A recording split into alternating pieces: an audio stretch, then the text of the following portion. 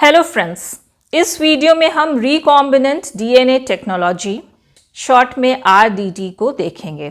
तो recombinant DNA technology या RDT क्या है?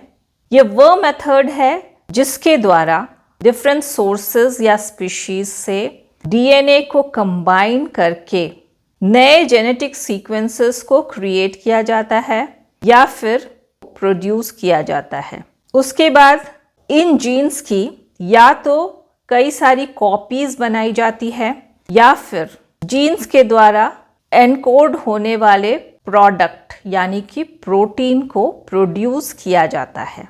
इसे genetic engineering, molecular biology technology या क्लोनिंग भी कहते हैं। इसकी वैल्यू है या फिर ये यूजफुल होता है साइंस में, मेडिसिन में, एग्रीकल्चर में और इंडस्ट्री में। तो रिकॉम्बिनेंट डीएनए क्या है? डीएनए का एक पीस जो कि कम से कम 2 स्ट्रैंड्स के कॉम्बिनेशन से क्रिएट किया जाता है उसे रिकॉम्बिनेंट डीएनए या शॉर्ट में आरडीएनए कहते हैं।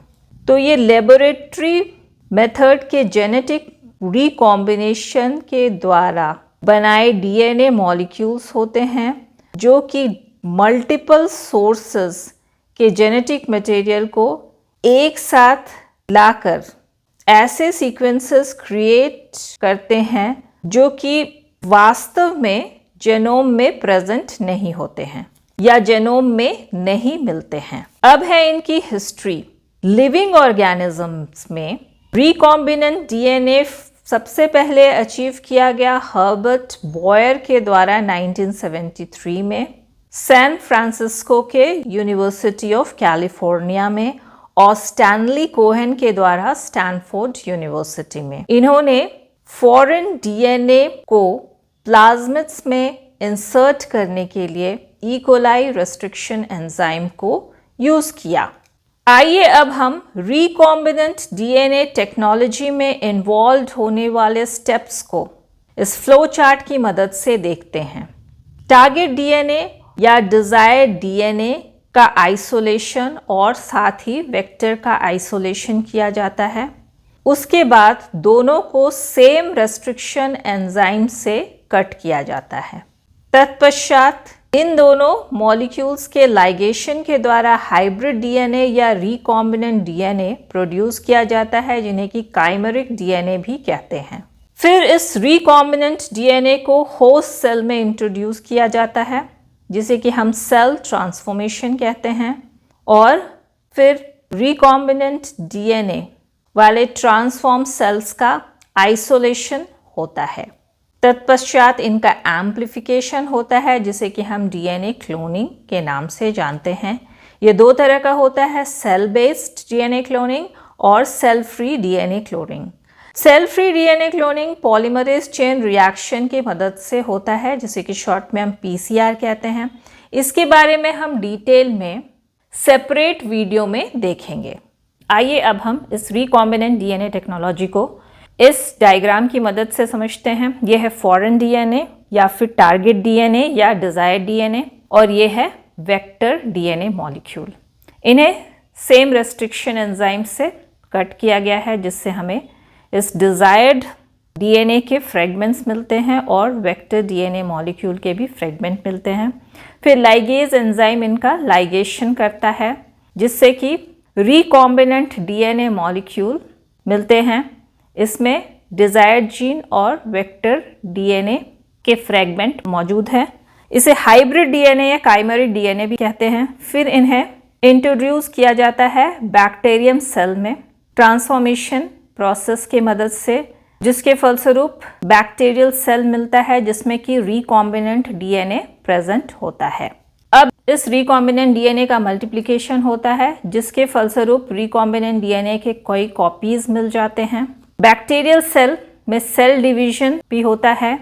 तो ये है बैक्टीरियल कॉलोनीज जो कि सॉलिड मीडियम में ग्रो किए हैं और ये कई सारे सेल डिवीजन से प्राप्त होते हैं। आइए अब हम इन स्टेप्स को डिटेल में देखते हैं। पहला है जेनेटिक मटेरियल का आइसोलेशन। यह रिकॉम्बिनेंट डीएनए टेक्नोलॉजी का फर्स्ट स्टेप है।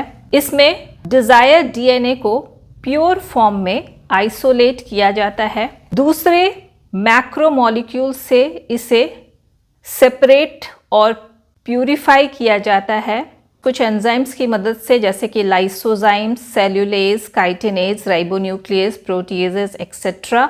और ये सारे एंजाइम्स डीएनए को छोड़कर अन्य मैक्रोमोलिक्यूल्स का डाइजेशन करते हैं। उसके बाद फिर इथेनॉल ऐड किया जाता है जो कि फाइन थ्रेड के रूप में डीएनए के प्रेसिपिटेशन को कॉज करता है। उसके बाद फिर इसे स्पूल आउट किया जाता है प्यूरिफाइड डीएनए देने के लिए। तो अब प्रश्न उठता है कि जीन ऑफ इंटरेस्ट ऑब्टेन कहाँ से किए जाते हैं?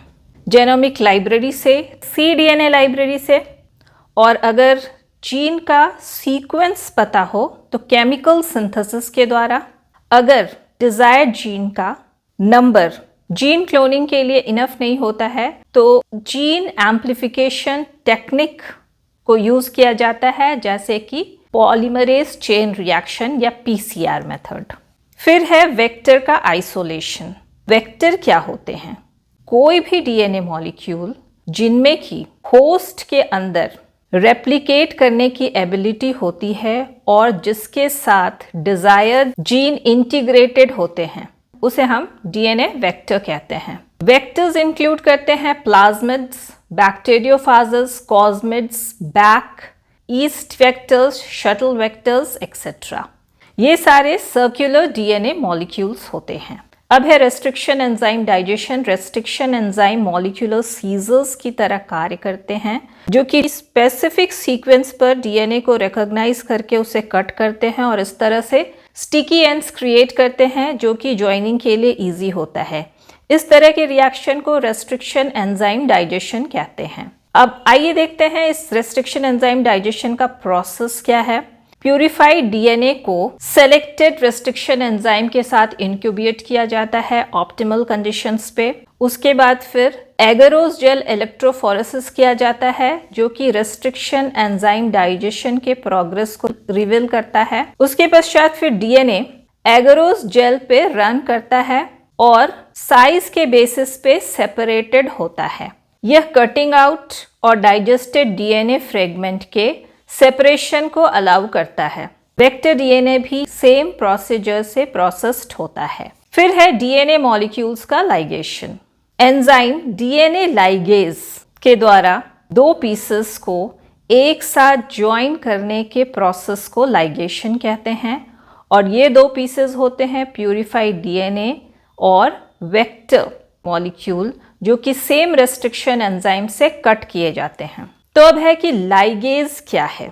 लाइगेज मॉलिक्यूलर ग्लू होते हैं जो कि फॉस्फोडाइएस्टर बॉन्ड के फॉर्मेशन के द्वारा डीएनए फ्रेगमेंट्स को ज्वाइन करते हैं। डीएनए मॉलिक्यूल जो कि लाइगेशन से मिलते हैं वो दो डीएनए मॉलिक्यूल्स के हाइब्रिड होते हैं और ये दो डीएनए मॉलिक्यूल्स होते हैं जीन ऑफ इंटरेस्ट और वेक्टर। डीएनए स्ट्रैंड्स के इस इंटरमिक्सिंग को रिकॉम्बिनेशन कहते हैं और इसलिए इस नए हाइब्रिड डीएनए मॉलिक्यूल को रिकॉम्बिनेंट डीएनए या काइमेरा कहते हैं और इस टेक्नोलॉजी को हम रिकॉम्बिनेंट डीएनए टेक्नोलॉजी कहते हैं। फिर पांचवा है सूटेबल होस्ट सेल में रिकॉम्बिनेंट डीएनए का इंट्रोडक्शन। रेसिपिएंट होस्ट सेल में रिकॉम्बिनेंट डीएनए को इंट्रोड्यूस किया जाता है और इस प्रोसेस को ट्रांसफॉर्मेशन कहते हैं। इन सेल्स में चोजन रेप्लिकॉन का डीएनए रेप्लिकेशन होता है होस्ट सेल के क्रोमोसोम के independently. Bacterial cells foreign DNA को इजीली एक्सेप्ट नहीं करता है, इसलिए इन्हें कॉम्पिटेंट बनाने के लिए ट्रीट किया जाता है ताकि ये नए डीएनए मॉलिक्यूल को एक्सेप्ट कर सके। और प्रोसेस जो कि इन्हें कॉम्पिटेंट बनाने के लिए यूज़ किया जाता है वो है thermal shock, Ca2+ ion treatment और इलेक्ट्रोपोरेशन एक्सेट्रा। फिर सिक्स्थ है रिकॉम्बिनेंट सेल्स का आइसोलेशन। ट्रांसफॉर्मेशन ट्रांसफॉर्म्ड और नॉन ट्रांसफॉर्म्ड बैक्टीरियल सेल्स को जनरेट करता है। फिर ट्रांसफॉर्म्ड सेल्स का सिलेक्शन किया जाता है बाकी सेल्स या कॉलोनीज से, यानी कि ट्रांसफॉर्म्ड और नॉन ट्रांसफॉर्म्ड होस्ट सेल्स का फिल्टरिंग होता है। इसके लिए प्लाज्मिड वेक्टर के मार्कर जीन्स को यूज़ किया जाता है, जैसे एंटीबायोटिक रेजिस्टेंट जीन। तो मार्कर जीन्स क्या हैं? जीन्स जो कि एंटीबायोटिक रेजिस्टेंस होते हैं, जो कि वेक्टर्स में इंक्लूड किया जाता है ताकि आइडेंटिफाई और सेलेक्ट किया जा सके वे होस्ट सेल्स को जो कि रिकॉम्बिनेंट डीएनए को सक्सेसफुली लेते हैं। इन्हें हम सेलेक्टिव मार्कर्स भी कहते हैं। फिर 7th है सेल क्लोन्स का सेलेक्टिव प्रोपगेशन। ये 2 स्टेजेस इन्वॉल्व करता है। इनिशियली ट्रांसफॉर्म सेल को प्लेट किया जाता है अगर सरफेस पे स्प्रेड करके, ताकि वेल सेपरेटेड सेल कॉलोनीज के ग्रोथ को एनकरेज किया जा सके। इन सेल कॉलोनीज को सेल क्लोन्स कहा जाता है। सब्सिक्वेंटली इंडिविजुअल कॉलोनीज को पिक किया जाता है और लिक्विड कल्चर में सेल्स को फर्दर एक्सपैंड किया जाता है। तो ये थी आज की वीडियो। अगर आपको ये वीडियो पसंद आई हो तो इसे लाइक करें, शेयर करें और मेरे चैनल को सब्सक्राइब करना ना भूलें। Thank you.